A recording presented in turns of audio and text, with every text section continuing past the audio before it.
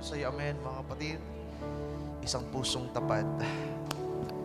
So, malimit natin itong awitin. Pa-plus mo nga yung chorus, Sir Mary Ann, sa verse 1. Yung unang bahagi. Sa English nga, sa English.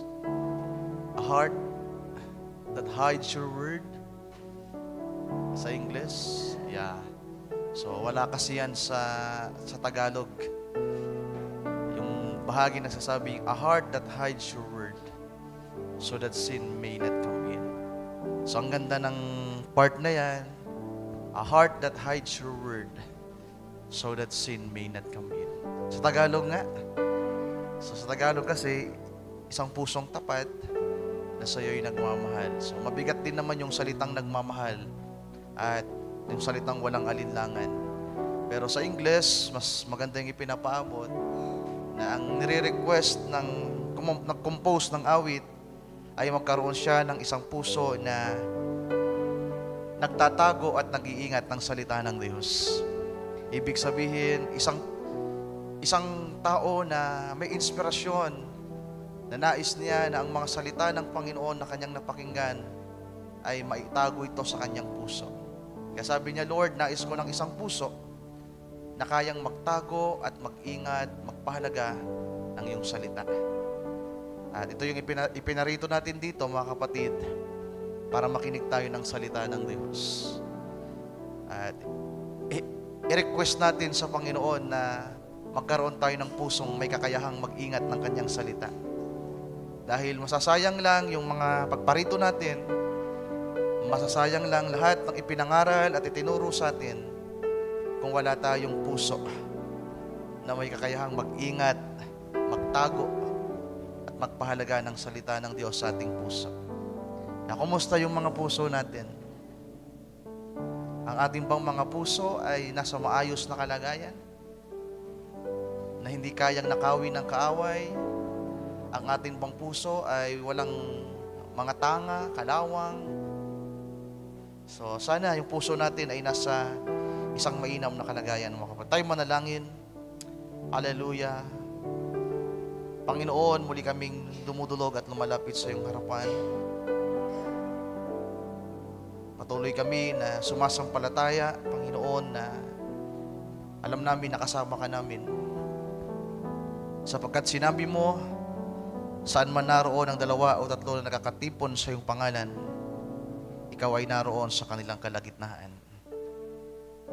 At tapat ka sa iyong mga salita, Panginoon. And we believe, Lord, andito ka sa aming kalagitnaan na muling handang mangusap, hallelujah, umabot sa pangangailangan ng bawat isa sa amin. Wisdom, knowledge, understanding, comfort, strengths, na pwede mong may pagkaloob sa sino man na nangangailangan sa gabing ito, Panginoon. Pagpalain mo, O Diyos, ang iyong mga salita. Pagpalain mong bawat isa sa amin. At salamat sa patuloy na pagpapaging dapat mo sa amin. Salamat sa iyong napakasagana at napakayamang biyaya na ito ang dahilan kung bakit kami nakakatayo pa rin, Panginoon, at nakakapagpatuloy sa paglilingkod sa iyo. Maraming salamat. Sa iyo namin ipinagkakatiwala ang lahat, Panginoong Diyos. Lalong-lalo na po ang mga sandaling lipas habang kami ay makikinig muli ng iyong mga salita. Aming itinataas sa iyo ang lahat ng ito at aming dalangin ito sa mo. Hinihiling sa iyo at sa iyo pong dakilang pangalan. Sa tanging makapangyarihang pangalan na aming nakikilala. Ito'y walang iba kundi sa pangalan mo, aming Panginoong Yesus. Amen. Amen. At amen. Ating palakpakan ng Panginoon, mga kapatid. At sa hindi po pag-abala, ating buksan ang ating mga Biblia.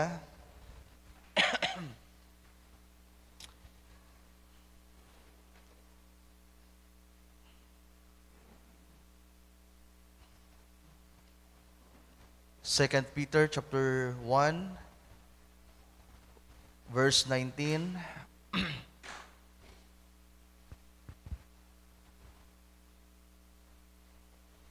Second Peter chapter 1, verse 19. Sabi sa KJV, we have also a more sure word of prophecy, whereunto ye do well that ye take heed, as unto a light that shineth in a dark place, until the day dawn, and the day star arise in your hearts, knowing this first, that no prophecy of the Scripture is of any private interpretation. Verse 21, for the prophecy came not in old time by the will of man, but holy men of God speak as they were moved by the Holy Ghost. Revelation chapter 10, verse 8. Sabi sa verse 8, and the voice which I heard from heaven speak unto me again, and said, go and take the little book which is open in the hand of the angel, which standeth upon the sea and upon the earth. And I went unto the angel and said unto him, give me the little book. And he said unto me, take it and eat it up. It shall make thy belly bitter, but it shall be in thy mouth sweet as honey. Verse 10, and I took the little book out of the angel's hand and ate it up, and it was in my mouth sweet as honey. And as soon as I had eaten it, my belly was bitter. And he said unto me, thou must prophesy again before many peoples, and nation, and tongues, and kings. Ang Diyos ang magpala sa pagkabasa ng kanyang mga salita, sabihin natin, Amen. Amen and Amen. You may be seated, mga kapatid. Hallelujah. Salamat sa Panginoon sa kanyang kabutihan sa ating lahat, mga kapatid. At salamat sa patuloy na pag-iingat ng Diyos sa bawat isa sa atin. At sa mga bagay na kanyang ipinagkakaloob. So bago tayo tumungo sa mga salita ng Panginoon, mga kapatid, para ma-maximize ko yung oras, para magamit ko ng tama yung oras natin, sapagkat ayaw ko pong magpakaabala sa gabi ito dahil gusto ko pong pumunta tayo sa Buhi, Sister Hina sa kasama, at kung may mga available na gustong sumama, ay pwede po kayong sumama, mga kapatid. So dahil yung nandoon sa Buhi ay Sister Jenny lang at yung mama niya na kasamang dumating nung punerarya na sumundo kagabi, at dumating po sila kaninang hapon na mga alas 2 o alas 3 yata yun kung ako nagkakamali. At doon sa punerarya kung saan nakasakay yung kabaong ni Brother Julie ay andon si Sister Gina. At sila Brother Sunny naman, nagchat sa akin si Ate Beth kaninang hapon na bibiyahe daw sila ngayong gabi. So isama natin sila sa prayer, at yun po yung request nila, mga kapatid. So kahit mga ilang oras lang tayo doon, marahil may sapat namang panahon at pinagkalooban tayo ng Panginoon ng sasakyan. Kaya may pagkakataon po tayong makaparoon mamayang gabi. So sa mga available, sa mga gustong sumama, ay pwede po kayong sumama, mga kapatid. Sasama natin yan sa prayer mamaya.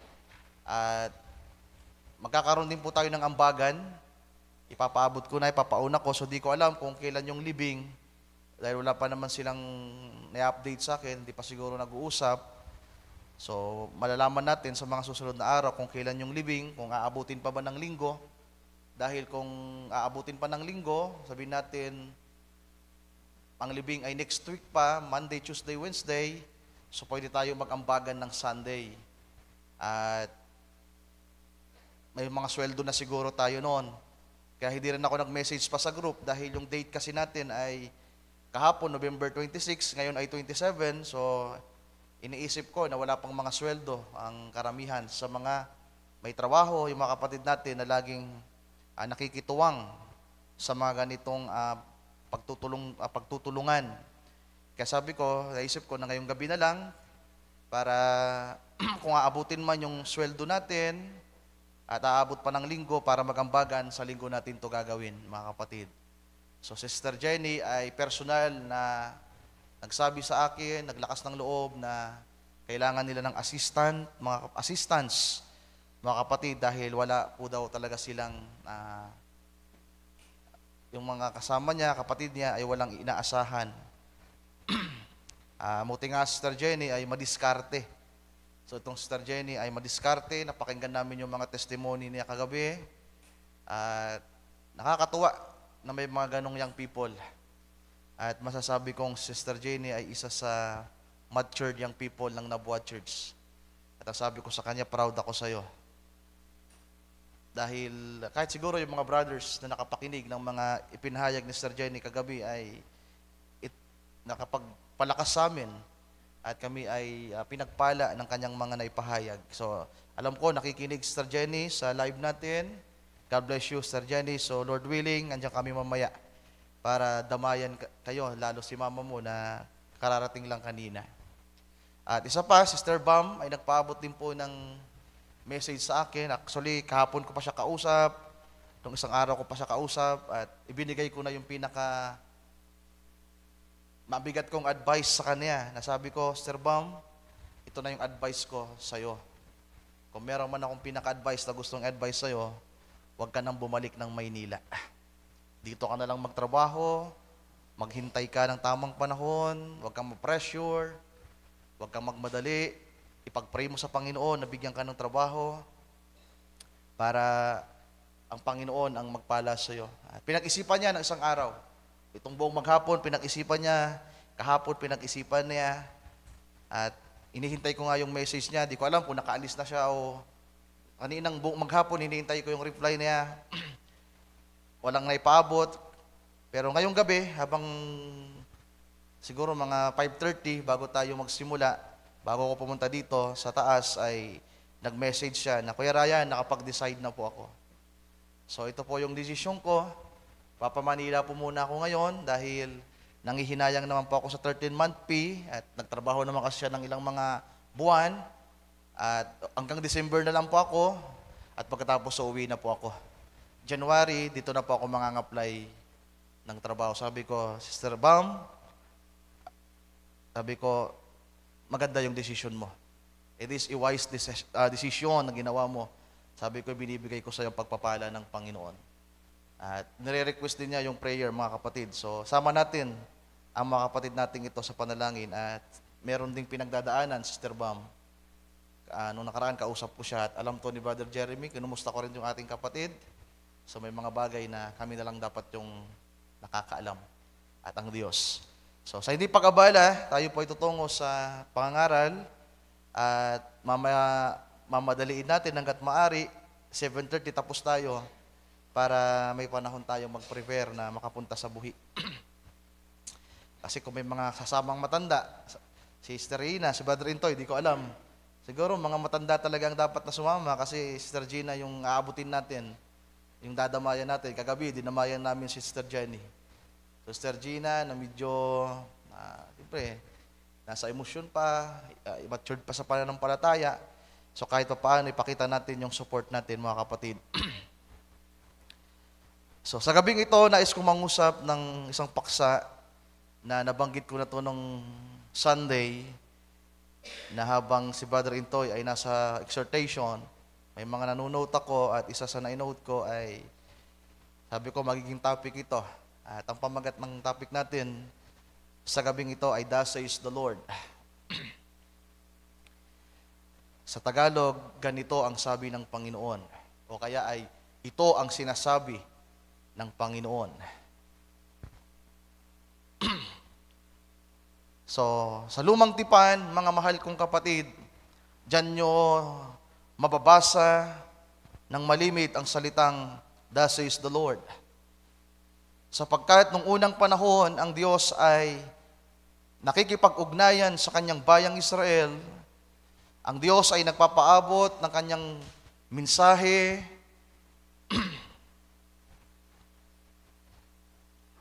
ng kanyang gagawin. It's either ito ay positibo o negatibo. Ito ay paggagabay ng Panginoon sa kanila o kaya naman ay pagbibigay ng warning. So, ang Panginoong Diyos sa lumang tipan ay nagsasalita at ito ay mababasa natin sa Bible, thus says the Lord, sa pamamagitan ng mga kinikilalang mga propeta. Kaya nga si Noah, kinikilala si Noah bilang propeta. Propeta siya sa kanyang panahon sapagkat ang Diyos ay nangusap sa kanya, ang Diyos ay nagbigay sa kanya ng mensahe. Si Enoch ay ganun din. Si Enoch ay isa ding propeta. Si Moses ay isa ding propeta. Isang dakilang propeta na pinagkalooban ng Panginoon ng mga mensahe, mga kapatid. At yung mga sumunod pa ng mga propeta, kagaya nila Samuel, nila Elias, yung mga mababasa nyo na sa Bible, kagaya ng Ezekiel na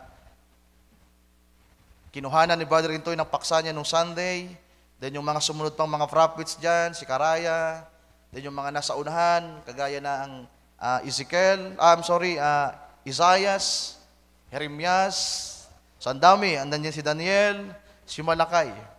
At kung babasahin nyo sa lumang tipan, yung mga nakasulat diyan, malimit na makikita nyo at mababasa diyan yung tinatawag na thus says the Lord. At napakabigat nun, mga kapatid. Pag sinabing thus says the Lord, yan ay ang Diyos ang nagsabi. At mabigat yan para sa bayan ng Israel. O kaya sa mga taong kagaya ni Noah, na bagamat wala pang Israel noon, pero nang ang Diyos ay magsalita sa kanya, kay Noah, mga kapatid, at siya'y pinaghanda, pinagawa ng arka, ang Diyos ay nagsalita na ganito ang gawin mo, ganyan, then kinakailangang pakinggan nyo ni Noah. Sapagkat kung hindi yon papakinggan ni Noah, at kung hindi niya yon papahalagahan, mga kapatid, di ba? Try to imagine na kung hindi yon pinahalagahan ni Noah. Kung hindi niya pinakinggan yung sinabi ng Diyos sa kanyang panahon, ano kaya yung resulta? So, maski siguro si Noah napahamak din. Kasama din siya sa mga nalunod. Sa panahon ni Noah, 8 lamang yung natira. Siya at ang kanyang asawa, ang kanyang 3 anak na lalaki, at ang mga asawa ng kanyang mga anak. The rest of the peoples, the multitudes of peoples, mga kapatid, millions of peoples died. Nangamatay silang lahat, sila'y nangalunod. Pero bakit naligtas si Noah sa kanyang panahon? Meron siyang iningatang, thus says the Lord. Amen. Meron siyang iningatan, pinahalagahan, na salita ng Diyos na dumating sa kanyang panahon, mga kapatid. At ito ang nagligtas kay Noah at sa kanyang sambayanan. At sa bayan ni Israel, sa bawat panahon na pinakikinggan nila ang sinabi ng Diyos, sila'y naliligtas. Ang himala ay nandiyan. Ang biyaya at pagpapala ng Diyos ay nandiyan.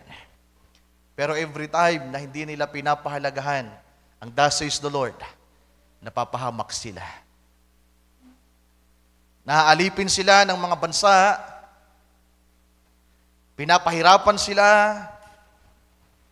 marami ang nabubuwal, kagaya sa ilang mga mahal kong kapatid, sapagkat nagpasimula ang mga taong ito na magpawalang halaga sa sinabi ng Diyos.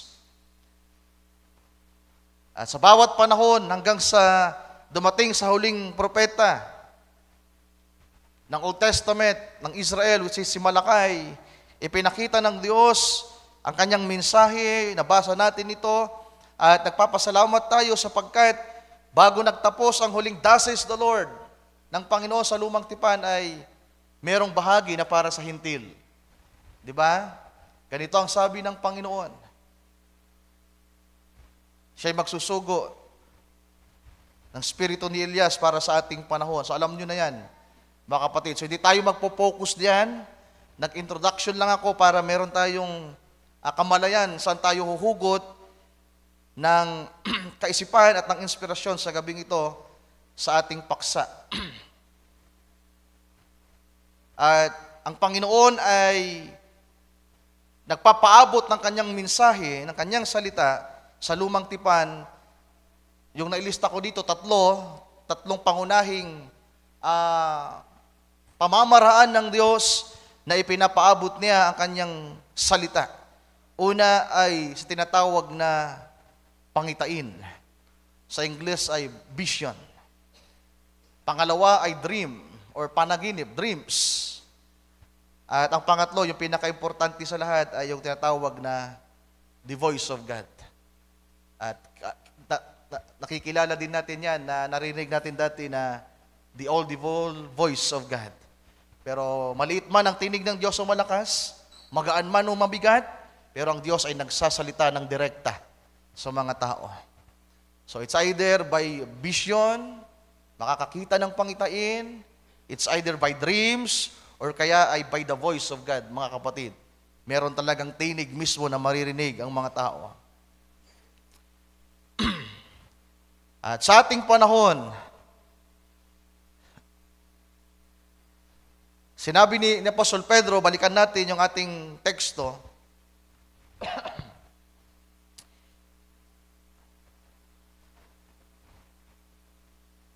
Sapagkat ang thus says the Lord, mga mahal kong kapatid, yan ay komposisyon ng mga mayroong bahagi ng prophesy. So, mayroong 5 mahalagang bagay. Ano meron sa tinatawag na thus says the Lord?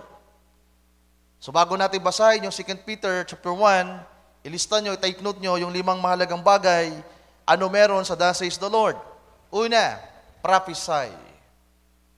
Pag sinabing prophesy, nanghuhula, ipinapauna na ng Diyos kung anong mangyayari.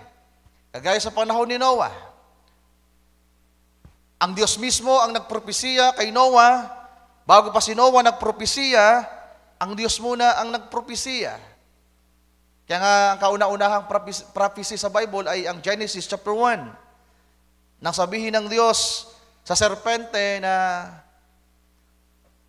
yuyurakan yung ulunan mo. Di ba?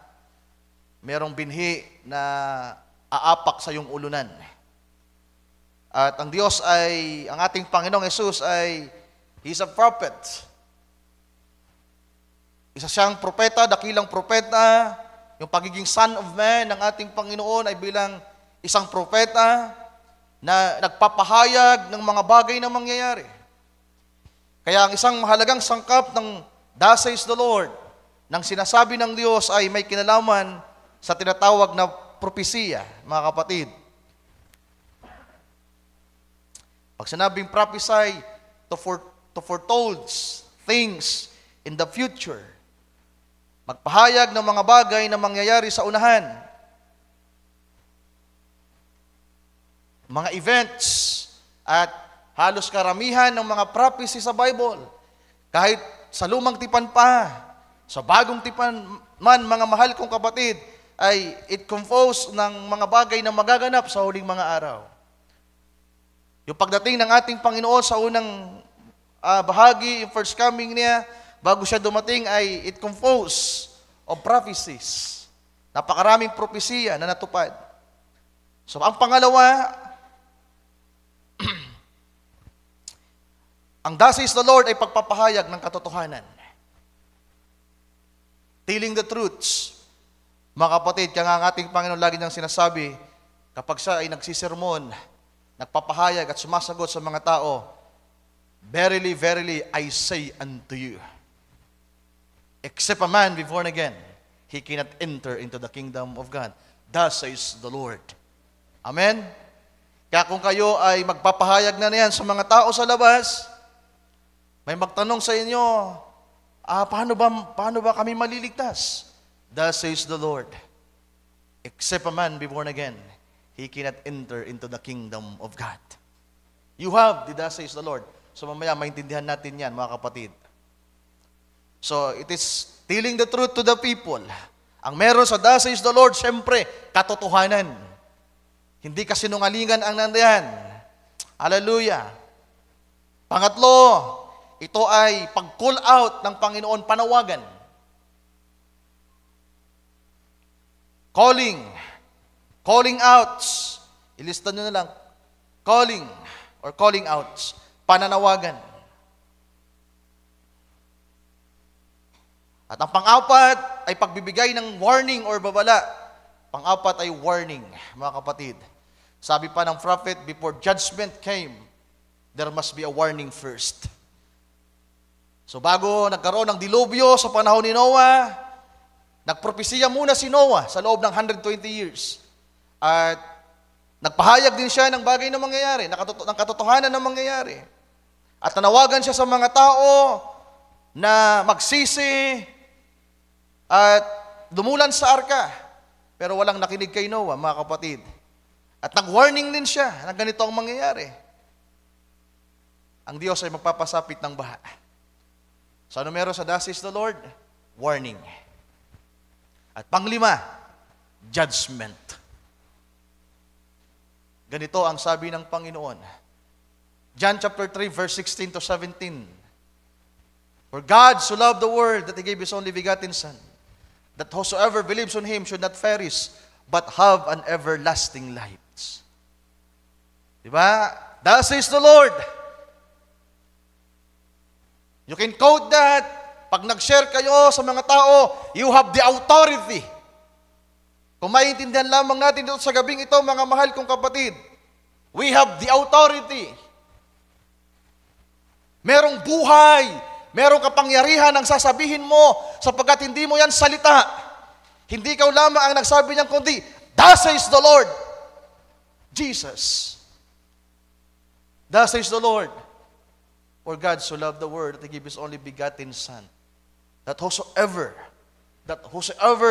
believes on Him, sino man sa inyo, sa mga kamag-aral nyo, katrabaho nyo, sino man sa inyo, mga kaibigan, sino man sa inyo, mga kapatid, ang sumampalataya sa Panginoon, hindi kayo mapapahamak. Thus says the Lord. Pero pagdating sa verse 17, tuloy natin. Mr. Meran, verse 17, for God sent not His Son into the world to condemn the world, but the world through Him might be saved. Verse 18, andito pala yung condemnation. Sabi sa verse 18, he that believeth on Him is not condemned. Then ito yung warning, ito yung judgment.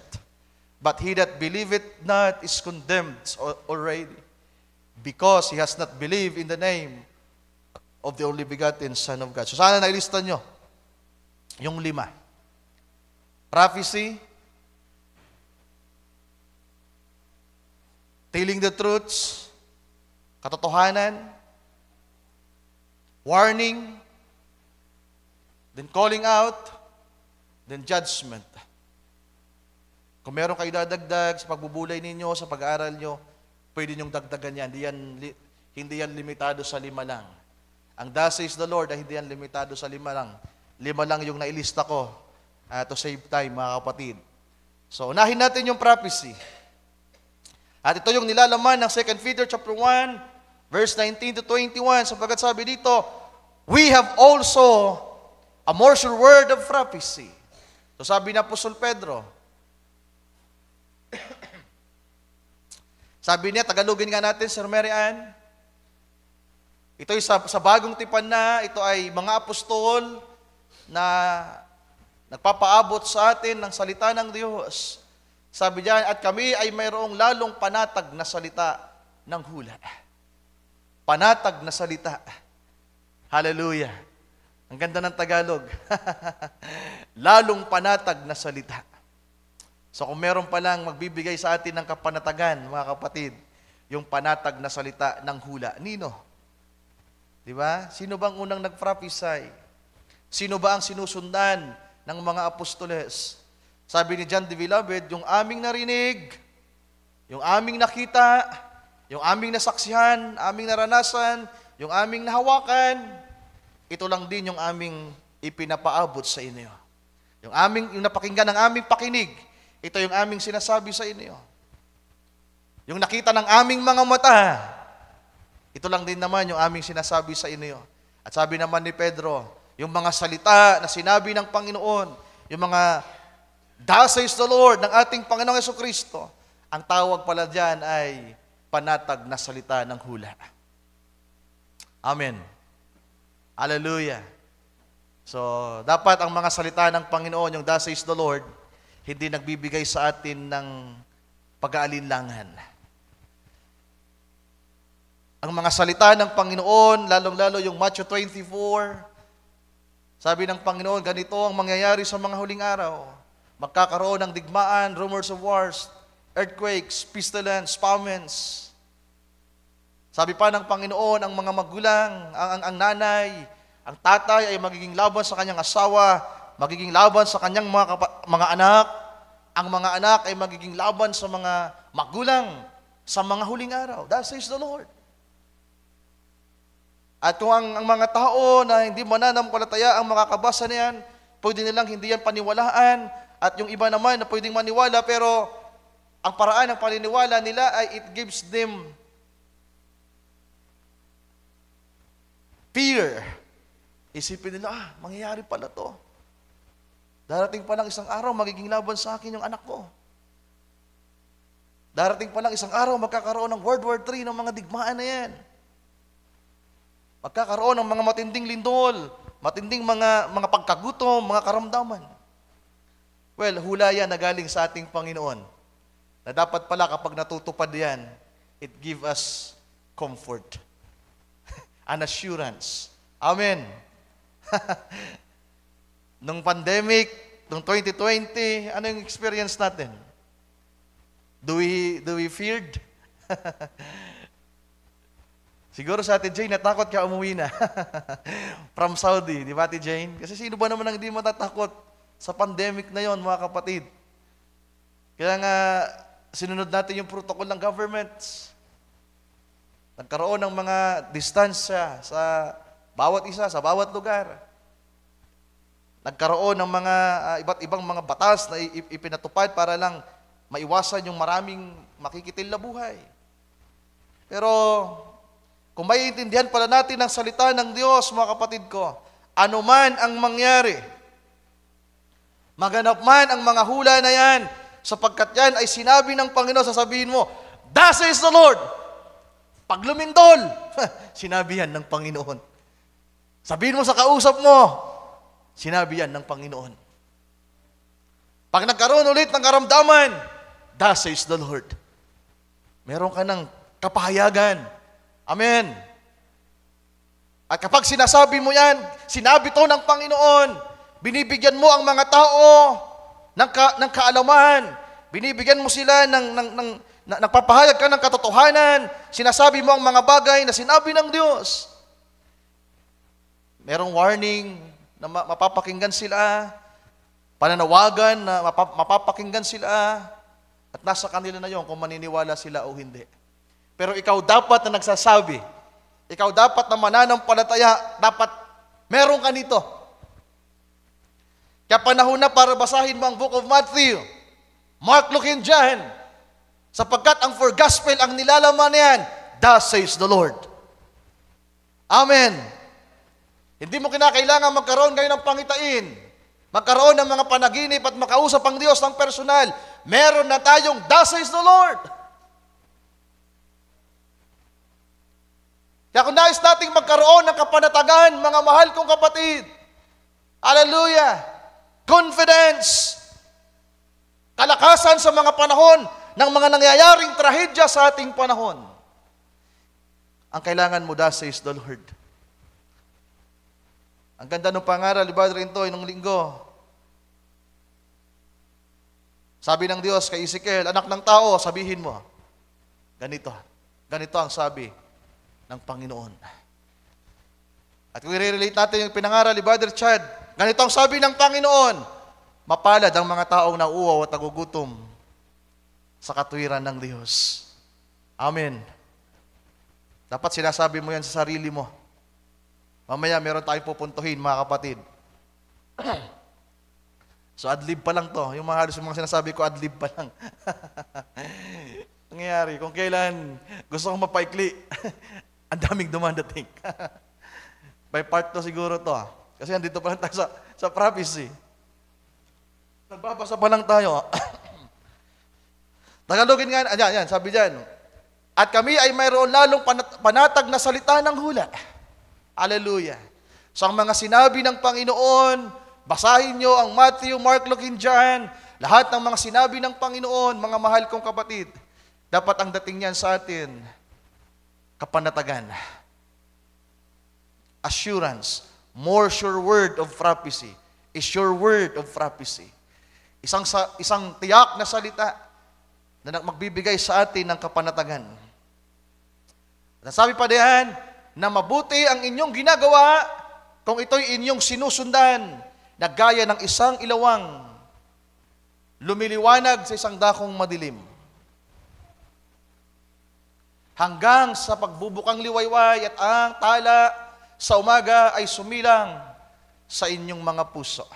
So ano yung tala sa umaga? Diba? Ano yung tala sa umaga? O sino ang tala sa umaga? Sino ang tala sa umaga? Sino ang kakalam? Diba si Jesus Christ? Ang ating Panginoon, sabi diyan, ingatan niyong mabuti ang salita ng hula, nakagaya ng parabang may sinusundan ka na liwanag, hanggang sa dumating ang araw na merong sisilang sa puso mo, at yung sisilang ay si Kristo. Hallelujah. Sisikat sa iyong puso. Verse 21, verse 20, Sir Mary Ann, sa Tagalog, na maalaman mo na ito, na alinmang hula ng kasulatan ay hindi nagbuhat sa sariling pagpapaliwanag. So nagbigay sa Apostol Pedro ng, sabihin natin, ng explanation kung ano meron sa prophecy, mga kapatid. At ang propesya daw po ay hindi yan galing sa mga makataong pagpapaliwanag lamang o makasariling pagpaliwanag. Sabi sa verse 21, sapagkat hindi sa kalooban ng tao dumating ang hula kailanman, kundi ang mga tao ay nagsalita buhat sa Diyos na nangaudyukan ng Espiritu Santo. So it's either pwede nating hanguin niya sa lumang tipan, pero dahil tayo ay nabubuhay sa bagong tipan, itong sa Apostol Pedro ay nangungusap sa mga bagong tipan ng mga mananampalataya, then kagaya nila, ang Panginoong Diyos ay nangungusap sa kanilang mga spirito, sa kanilang mga puso. Then Revelation chapter 10, Sister Mary Ann, ito familiar sa atin to. Hindi natin kukunin ang lahat na nandito. Basahin lang natin, tapos kukunin ko yung pinakamahalagang bahagi. Sabi sa verse 8, Tagalog, at ang tinig na aking narinig na mula sa langit ay muling nagsalita sa akin at nagsabi, humayo ka, kunin mo ang aklat na bukas na nasa kamay ng anghel na nakatayo sa ibabaw ng dagat at sa ibabaw ng lupa. Verse 9, At ako'y naparoon sa anghel na nagsabi ako sa kanya na ibigay sa akin ang maliit na aklat. So, sumisimbolo yan or tumitipo yan sa Biblia. Diba? Pwede nating itipo yan sa salita ng Diyos. Yung maliit na aklat na yan, ang nilalaman na yan ay kalooban ng Diyos. Kung pababawin natin, kasi mababaw lang naman yung paksa natin sa gabing ito, hindi natin nauugatin kung ano yung aklat na yan. So ilarawan na lang natin yung aklat na yan bilang ang kalooban ng Diyos.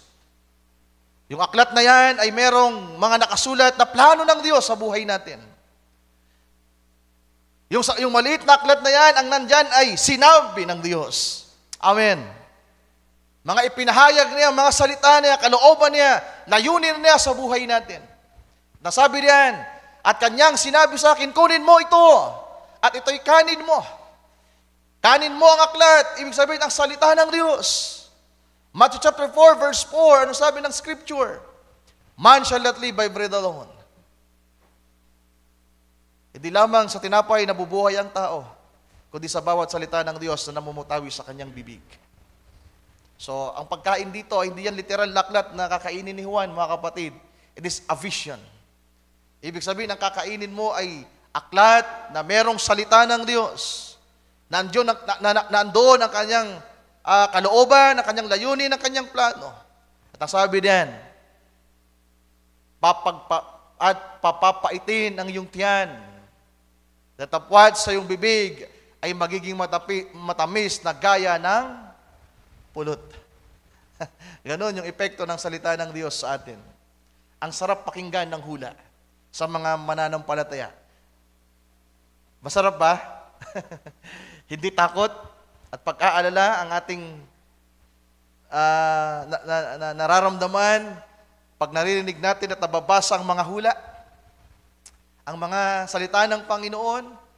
So, para bang ipinapahayag dyan na pag kinain mo, asa sa bibig mo, pag isinubo mo, pag napakinggan mo, ang tamis.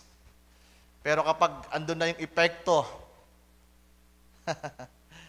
pag sinabi naman kasing ang mga babae ay mas maganda na mahaba ang buhok, sabi ng Biblia, mahaba ang kasuotan, nasa tamang kasuotan, ang gandang pakinggan.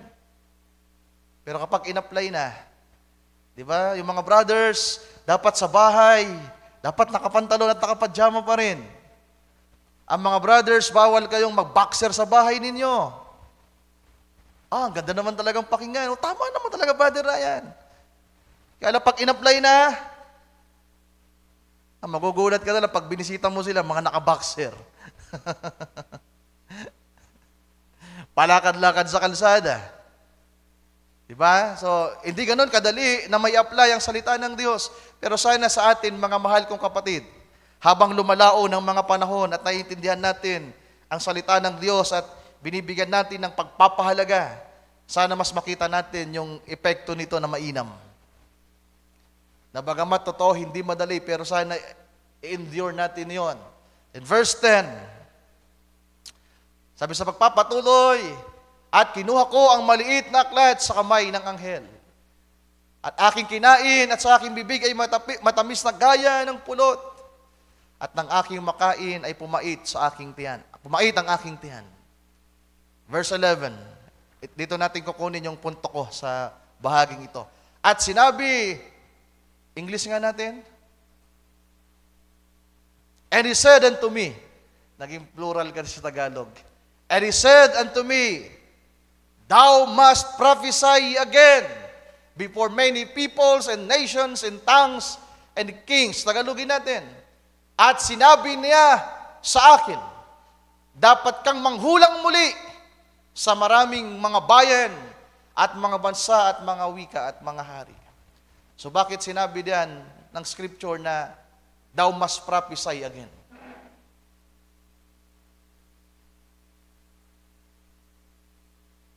Sinong kausap ng anghel, mga kapatid? Ang tinig? Si John the Beloved.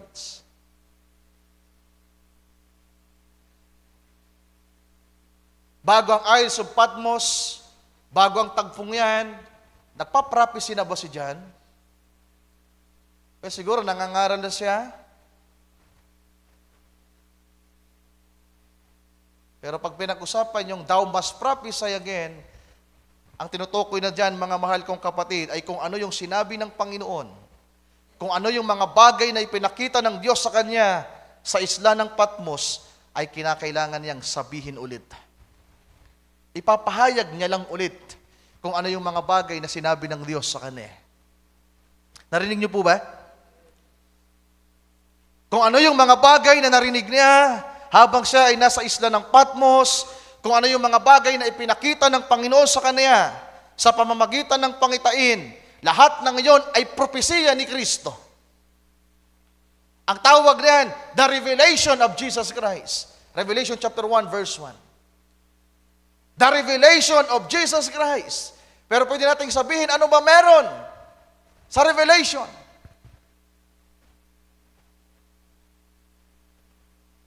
Plus mo, Sir Mary Ann. Kaya binanggit ko yung Revelation chapter 1 verse 1 para ma-plus. Yan, hinihintay kong i-plus kaya naghang ako. Yeah. Ano sabi diyan? The revelation of Jesus Christ. Ang kapahayagan ni Jesucristo na ibinagay ng Diyos sa kanya at ipinakita sa kanyang mga alagad ang mga bagay na mangyayaring madali. At isinugo niya at pinatutuhanan itong anghel para kay Juan na minamahal, mga kapatid. So ano meron sa kapahayagan ng ating Panginoong Jesucristo? Verse 3, mapalad. Verse 3 sa Tagalog, mapalad ang bumabasa at ang nangakikinig ng mga salita ng hula. At tumutupad ng mga bagay na nangasusulat doon, sapagkat ang panahoy malapit na. English natin. Blessed is he that readeth, and they that hear the words of this prophecy. Alin? Yung book of Revelation. Kaya dapat pala, hindi lang yung Matthew, Mark, Luke, and John ang pamilyar tayo. Dapat ang book of Revelation sa mga end-time message ng mga mananampalataya, sa atin mga mahal kong kapatid, dapat nagbabasa tayo nito. Sino dito ang nagbabasa ng book of Revelation? Nakabasa na ng paulit-ulit ng book of Revelation, taas ang kamay.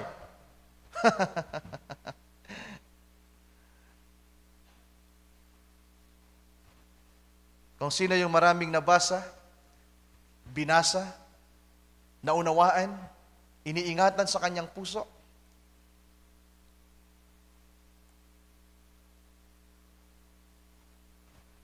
makikita mo yung katatagan sa kanila. Mga kapatid ko, I encourage you na magbasa ngayon ng Biblia. Ang daming kaabalahan sa buhay natin. Abala tayo sa trabaho, abala sa mga bagay ng mundo, pero sana, nais yung ipaalala sa inyo sa gabing ito at ipaabot. Panahon na muli tayong bumalik sa, sana nga, dati natin ginagawa to. O kaya naman pasimulan ninyo na magpahalaga ngayon sa mga salita ng Panginoon na kanyang sinabi.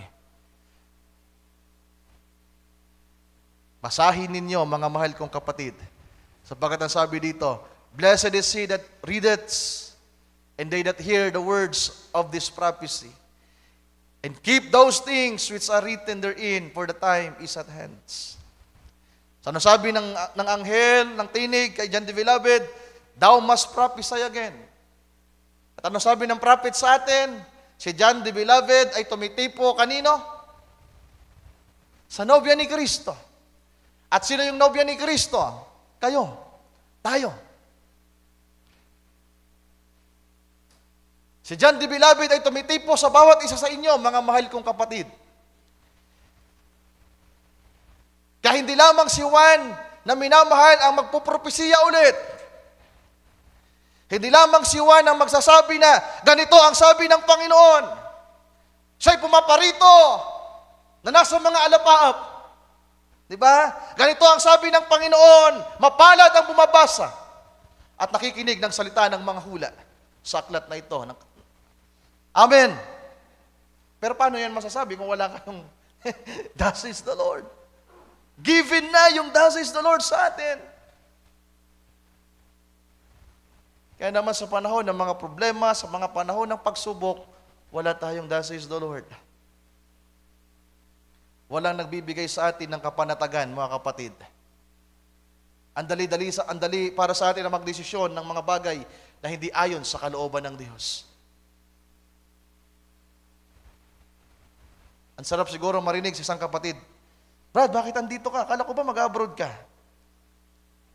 Thus says the Lord. Gusto niyo bang marinig ang unang thus says the Lord? Ito na, bibigay ko na. Unang thus says the Lord. Ano ang kauna-unahang sinabi ni Kristo? Ano yung pinakaunang sinabi niya? Mga kapatid, sino nakakaalam? Ano ang kauna-unahang thus says the Lord ng for gospel? Ang for gospel, ang nilalaman niyan ay salita ni Kristo. Pero ano ang kauna-unahan niyang thus says the Lord? Sabi natin kauna-unang thus says the Lord. Basahin natin.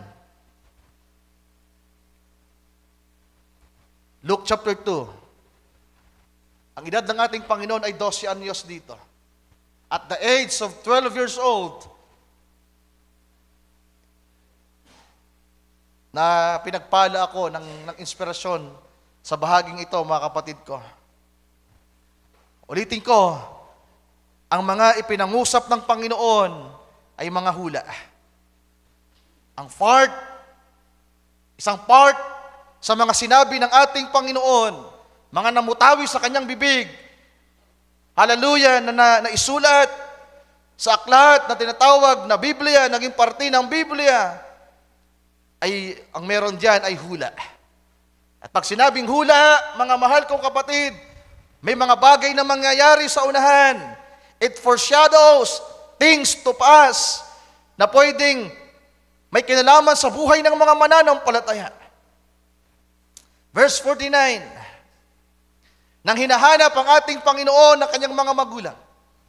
Hinahanap siya ni Joseph, ni Mary, at ang ating Panginoon ay nandoon sa templo. Sabi niya sa verse 49, at sinabi ng Panginoon sa kanila, how is it that ye sought me? Wist ye not that I must be about my Father's business? Parang ordinaryo lang yung sinabi ng Panginoon, no? Parang ordinaryo lang yung sinabi niya. Kasi sabi niya, Tagalogin nga natin. At sinabi niya sa kanila, bakit ninyo ako hinahanap? Di baga talastas ninyo na dapat akong maglumagak sa bahay ng aking ama? Ang ganda ng pagkatagalog. Bahay ng aking ama.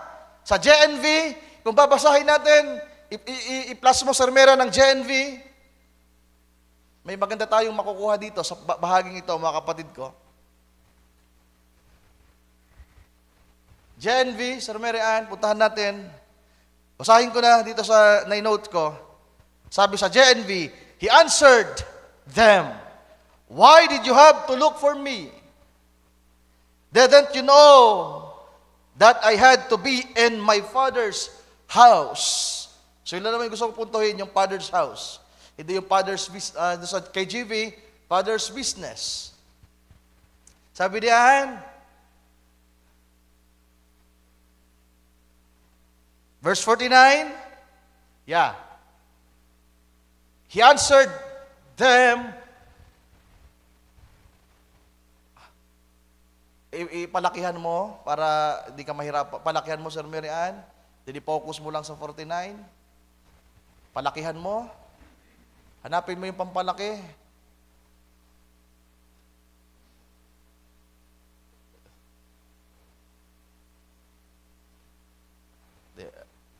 Basahin na lang natin kung hindi makita, Sir Marian, paano palakihin.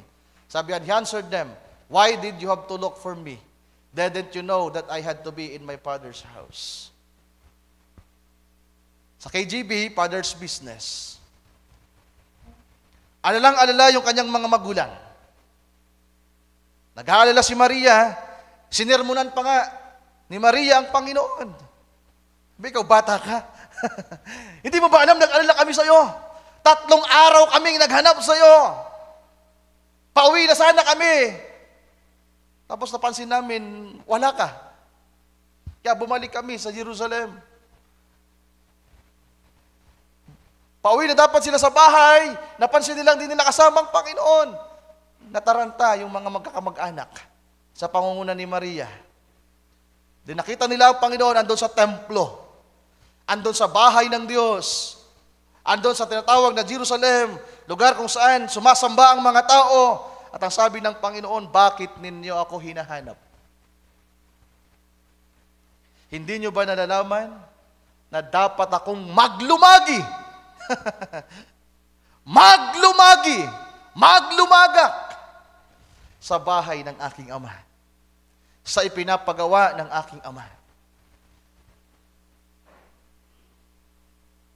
Kaya ngayon, sa mga umalis at sa mga alis, nasaan ang thus says the Lord ninyo?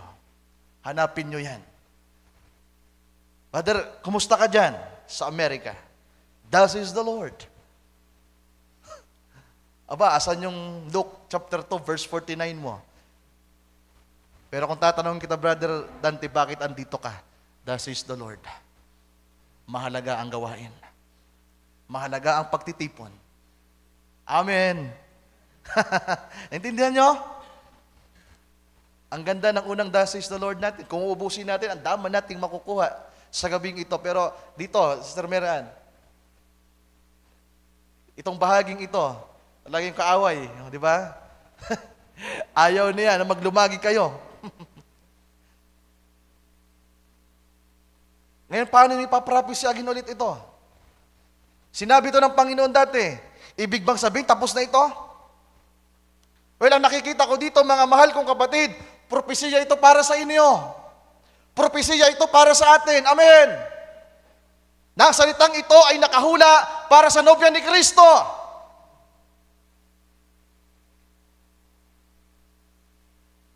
Na hindi lamang ito sinabi ng Panginoon na ipinapakita niya ng mahalaga para sa Kanya ang kalooban ng Diyos Ama, kundi hula ito para sa mga mananampalataya.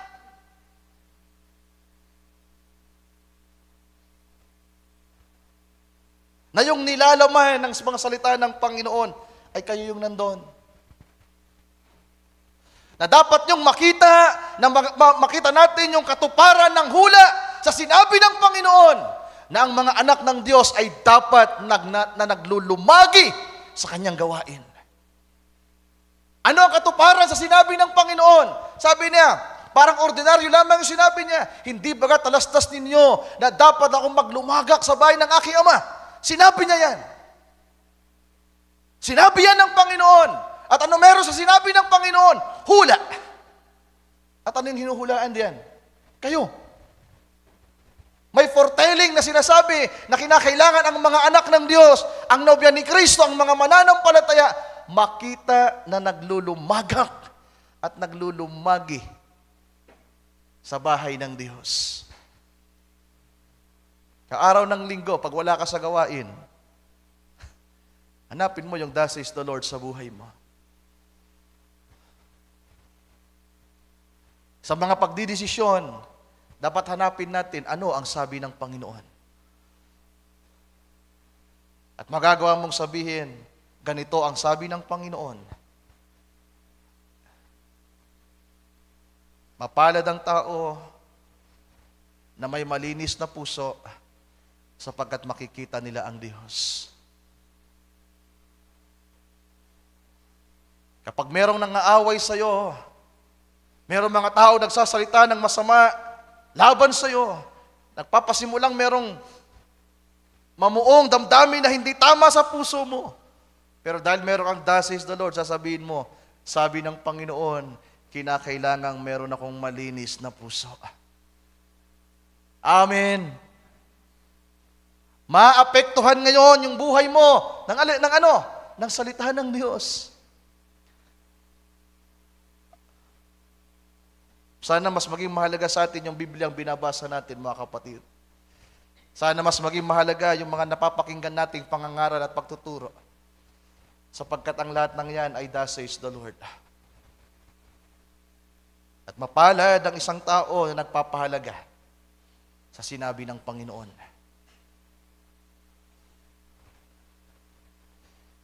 Number 1 pa lang tayo. 10 minutes na lang. Pero napakayaman ang salita ng Diyos. Ano yung pangalawang sinabi ng Panginoon? Ang unang naitala sa edad na 12. Ang pangalawang naitala ay sa edad na 30. Ang ating Panginoong Jesus ay mabautismuhan sa River Jordan. Nagpabautismo siya sa tubig. Sapagkat ang sabi niya kay Juan, ito'y kinakailangang maganap sapagkat kinakailangan natin ganapin ang lahat ng katwiran ng Diyos. At nang siya'y magpabautismo sa tubig, ang Espiritu ng Diyos Ama ay pumanaog at nanahan sa Kanya. Di ba nakagaya ng kalapating bumababa? At pagkatapos ng umaho ng ating Panginoon sa ilog ng Jordan, ano sabi sa Matthew chapter 4 verse 17?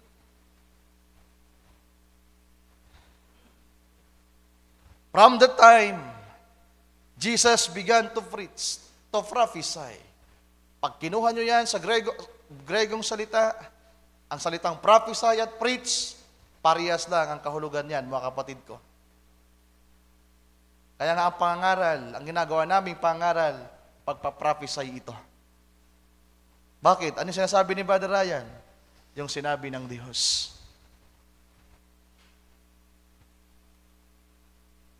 Ano sabi ng Panginoon? Repent.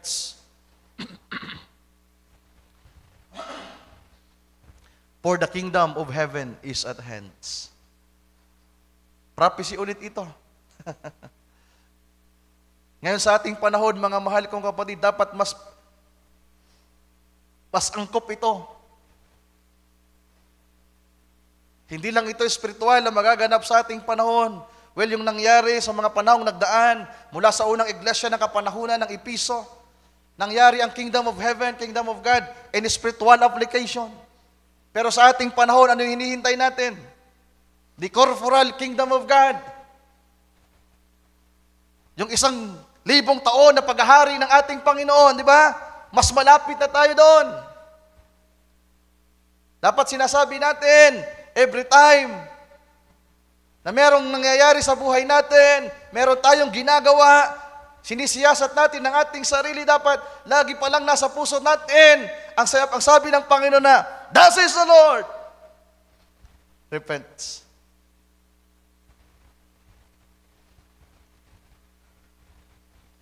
For the kingdom of heaven is at hand. Malapit na ang pag-agaw. Malapit na ang pagbabalik ni Kristo at paghahari sa ibabaw ng lupa. Repent. Repent. Bago mo yung sabihin sa iba, sabihin mo muna yan sa sarili mo. Tumingin ka sa salamin. O kaya sa pananalangin, magbulay ka. At sabihin mo sa iyong kaluluwa, repent my soul. Repent. Repent. Repent. Father Ryan, di namin kailangan yung "Thus says the Lord" na yan, sigurado? Gaano karaming dapat nating pagsisihan araw-araw sa buhay natin?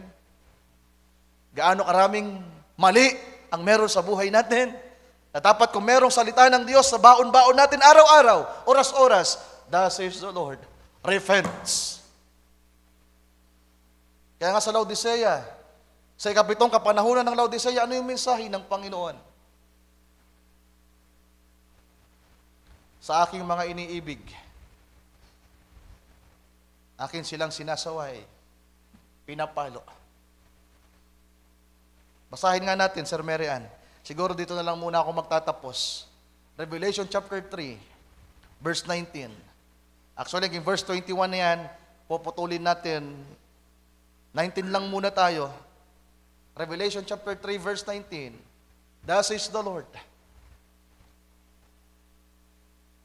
as many as I love, I rebuke and chasten.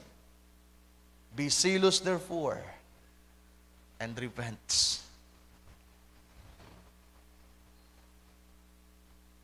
Sana, mga mahal kong kapatid,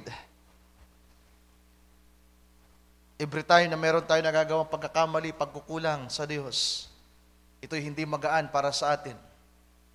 Kundi merong bigat sa ating puso, na lagi tayong dumudulog sa Kanya, nananalangin, na yung mga bagay na nagawa natin, maliit man o malaki, ay lagi nating ipinapahayag sa Kanya, "Panginoon, patawarin mo ko.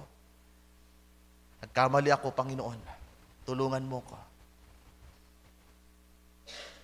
Repent, for the kingdom of heaven is at hand. Gusto kong iwanan sa inyong isang bahagi, mga mahal kong kapatid. Repent.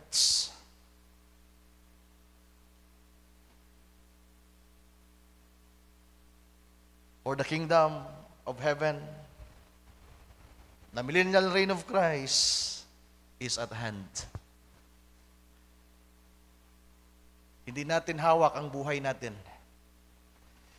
Kaya napakahirap sagutin ng isang taong nagtatanong, "Kuya Ryan, ligtas kaya ang mga mahal namin sa buhay?" May nagtanong sa akin, isang brother, ligtas ba siya? Ang hirap sagutin eh. Nung nakaraan, sabi ni Brother Alex, bisitahin mo nga si Igno para kahit paano makarinig ng salita ng Diyos, ipanalangin, ipahayag ang salita ng Diyos sa ulit pagkakataon, at kung mayroong mga pagkukulang at pagkakamali, mapagsisihan. Di natin alam kung kailan magiging malaya pang isang tao na pagsisihan ng kanyang naging mga pagkakamali. Kaya habang may pagkakataon tayo, mga mahal kong kapatid, repent. Para sa sangnobya ni Kristo, mahalaga sa kanya ang salitang ito. Pero kung nandun ka lang sa mababang kalagayan, foolish virgin, sa maliligtas, kaya nga, yung advice ko, ligtas ang isang tao na gumawa ng kabutihan sa mga anak ng Diyos. Pero kung gusto mong maging parte sa nobya ni Kristo, kung nais mong madatnan na handa na may malinis na puso sa araw ng pagpapakita ng Panginoon, kinakailangan meron kang iniingatang salita sa iyong puso. Meron kang "Thus says the Lord." Amen. Sana ganun kahalaga sa atin sa mga huling araw nito ang salita ng Diyos, mga kapatid ko. So ayoko na pong dagdagan pa dahil talagang ilinagay ko sa isip ko hanggang 7:30 lang tayo para meron pang time mag-prepare. Then alas 8, tutulak tayo papuntang buhi. Pwede ba nating palakpakan ang ating Panginoon? So, marami-rami pa ito. May mga babasahin pa tayong quotation. At nasa una pa lang tayo. Wala pa yung pagpapahayag ng katotohanan, pagbibigay ng warning, pananawagan, at judgment. Pero kahit pa paano, mga mahal kong kapatid, alam ko nakikita nyo na ito. Tayong lahat ay magsitayo sa sandaling ito. Tapusin natin ang gawain sa isang panalangin. Hindi na pa ako magpapaawit. To save time, pasalamatan natin ng Panginoon sa kanyang mga salita. So nais kong iwan ulit sa inyo, mga mahal kong kapatid. Meron kayong "Thus says the Lord." Hindi nyo kailangang managinip. Makakita ng pangitain at marinig ang Diyos sa pamagitan ng tinatawag na audible voice. Sabi ng prophet, "We have now the "Thus says the Lord." Kaya nga ako nagtataka ako sa propeta eh. Maraming mababasa kapag tinype nyo ang "Thus says the Lord" sa message, ang dami. More than thousands. Pero hindi naman prophecy niya. Sabi ng prophet, "Thus says the Lord, man shall not live by bread alone, but by every word that proceeded out from the mouth of God." Mga kapatid ko, pag merong "Thus says the Lord" ang isang mananampalataya na iniingatan sa kanyang puso, ang ganda ng pangusap ni Pedro, we have a more sure word of prophecy. Sa Tagalog, meron tayong panatag na salita ng hula. Ang salita ng Diyos ay hindi lamang subok, panatag na salita pala ito. At kapag napasayo ang panatag na salita, you have the "Thus says the Lord", wala ka mang makain, inaaway ka man ng pamilya mo, inuusig ka man ng mga magulang mo, at pinagsasabihang matalinong bobo, you have the confidence, you have the strength to stand in the will of God. Na hindi mo makikita ang iyong sarili, nandun kang nagliliwaliw sa ibang lugar. Gusto ng mga magulang mo mag-abroad ka, ganito ang gawin mo sa'yo. Well, narinig ng mga brothers ang testimony ni Sister Jenny kagabi. Ang ganda ng pahayag. Natutuwa ako sa kapatid natin, Sister Jenny. God bless you, Sister Jenny. Sana wag ka nang magagalit kung nai-example ka. It is a part ng pagiging transparent natin sa gawain. Hindi tayo dapat mahiya sa kalagayan natin. Yung mga napakinggan namin na testimony, Sir Jenny, kagabi, mga kapatid, nakakatuwa na may mga ganong young people. Sana marami pang ganon. For almost 3 months, nagsosolo siya sa kanilang lugar na walang kasamang mga mahal sa buhay, kamag-anak. Nang tanging kasama lang niya ay ang Diyos. Nanalangin siya sa Panginoon, sabi niya, Lord, Gusto ko magkaroon ng mga panahon ng pag-iisa. To be alone. Plano niya, alis siya. Yung inisip niya, alis siya. Pero ang ibinigay ng Diyos na kaparaanan ay unexpected. Yung mga magulang niya biglang nagdesisyon na lumuwas ng Maynila. At napag-isa ang ating kapatid sa loob ng 3 buwan. Pero bago pa nangyari yung mga bagay na yon, marami na kaming napag-usapan ni Sir Jenny. At nanindigan siya. Sabi niya, Kuya Ryan, nanindigan ako. Ang Nabwa ang pinili ko.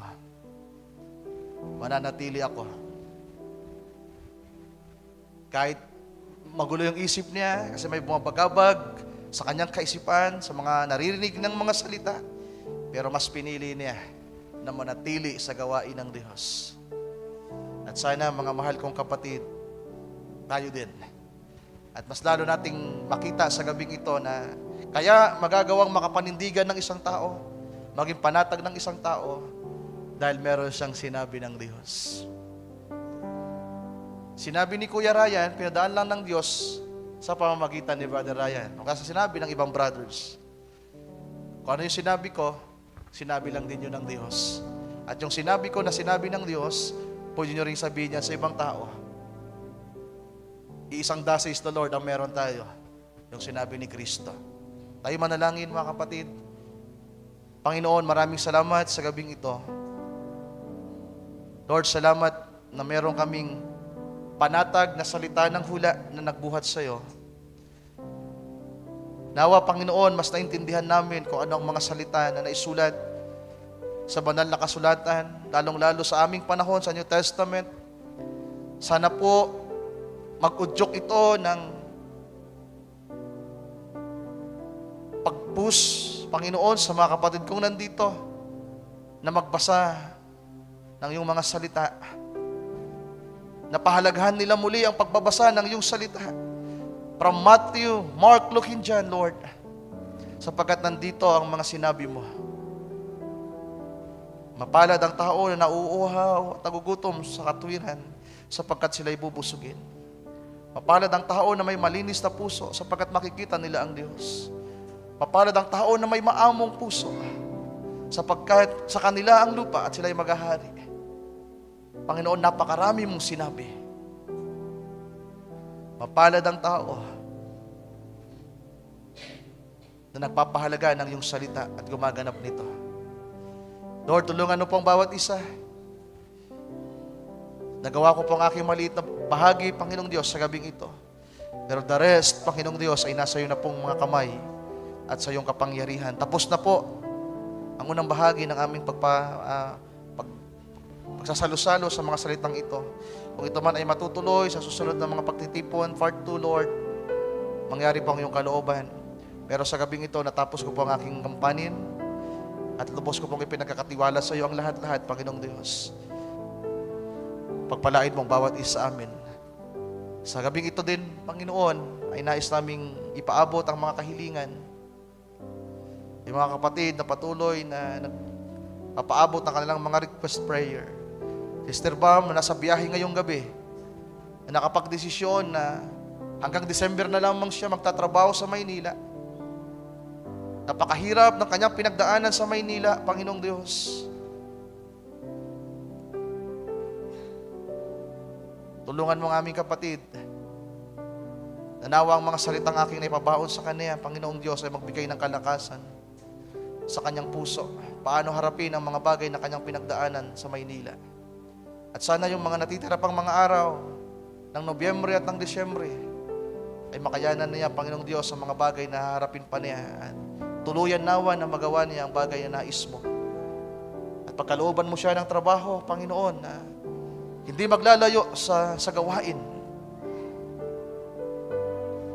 Pagpalain mo ang aming kapatid, Panginoong Diyos, at ingatan at tulungan siya. Sa biyahe niya ngayon, ingatan niyo po siya.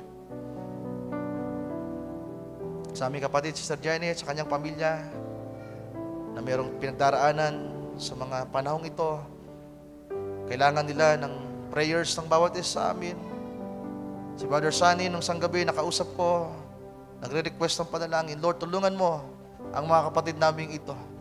Kami bilang tao, limitado kami, Panginoong Diyos. Napakalimitado namin bilang tao. Napakarami din naming pagkukulang at meron din kami mga pinagdaraanan. Pero tangi naming magagawa sa gabing ito ay itaas sila sa iyo, Panginoong Diyos. At magawa naming sabihin, mangyari po ang iyong kalooban sa kanila. Palakasin mo ang aming mga kapatid, Sir Jenny. Bagamat nakita ko ang kalakasan na nasa kanya, Panginoon, ngunit higit pang kalakasan ang ipagkaloob mo sa kanya. Sa kanyang mama, na bumiyahe kagabi kasama ang bangkay ng aming kapatid, Brother Julie. Lord, kailangan ng mga kapatid namin ito ng kalakasan, ng comfort mula sa iyo. Ng himala, Panginoon. Ng kapangyarihan mo nakikilos sa kanilang puso, sa kanilang emosyon ngayon. Na kung dati pa nga ay may mga pinagdaraanan na sila, how much more, Lord, sa mga panahong ito. Ng aming kapatid, Brother Julie, ay namayapa at ito hindi madaling bagay, Panginoong Diyos. Lalong-lalo sa mga taong hindi pa ganun kalago sa pagkakilala sa iyong sakdal na kalooban. Tulungan mo ang aming mga kapatid, Sister Gina, Sister Julina, Panginoon, at ang ilang pang mga kapatid nila. Relativet, nabibiyahe din po sa gabing ito, nagpaabot ng request prayer.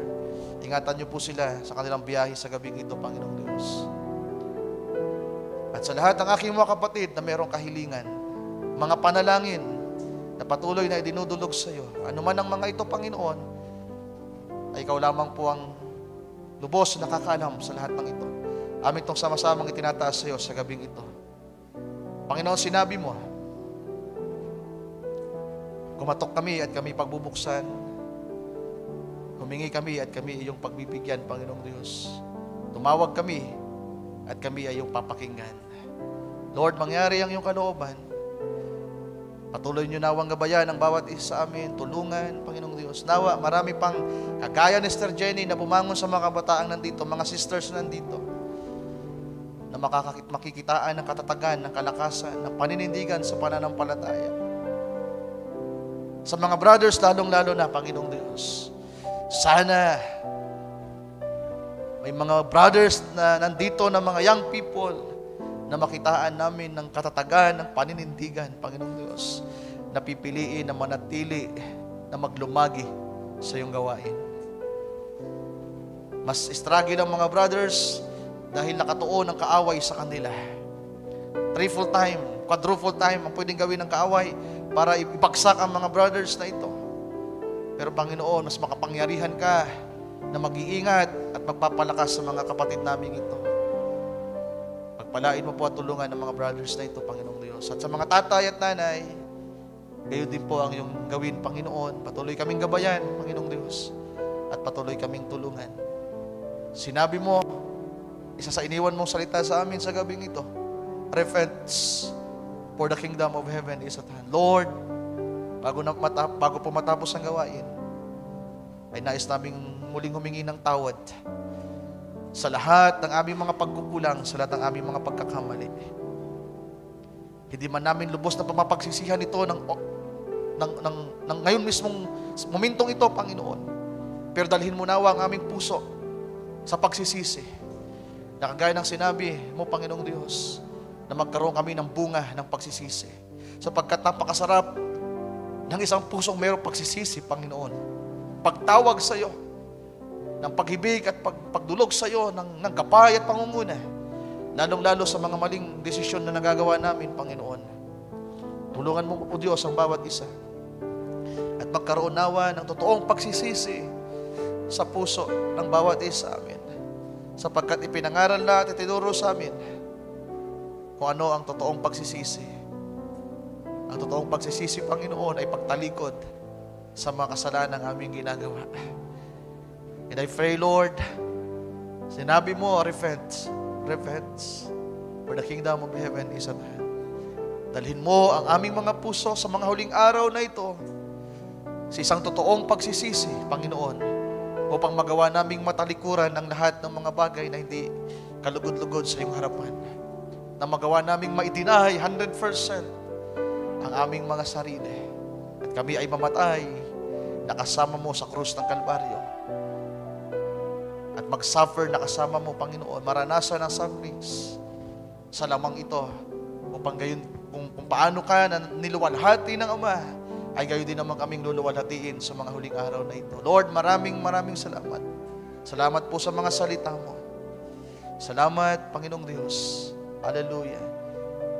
Amin din dalangin, ingatan mo kami mamaya sa pagpunta namin sa buhi, Panginoon, sa mga sasama. Ikaw po ang gumabay sa amin at mangyari po, Panginoon, ang iyong kalooban. Sa magiging ambagan namin sa susunod na mga araw, ikaw nawang humipo sa puso ng aking mga kapatid para matugunan ang pangailangan, panawagan ng pangailangan sa mga kapatid namin ito. Sa iyo namin ipinagkakatiwala ang lahat ng ito, Panginoon. Amin itong hinihiling sa iyo. Pinagkakatiwala at itinataas sa iyo lamang at sa iyo pong dakila at banal na pangalan. So only in the mighty name of you, our Lord and Savior, Jesus Christ. Everybody says Amen. Amen. Amen. Ating palakpakan ng Panginoon, mga kapatid.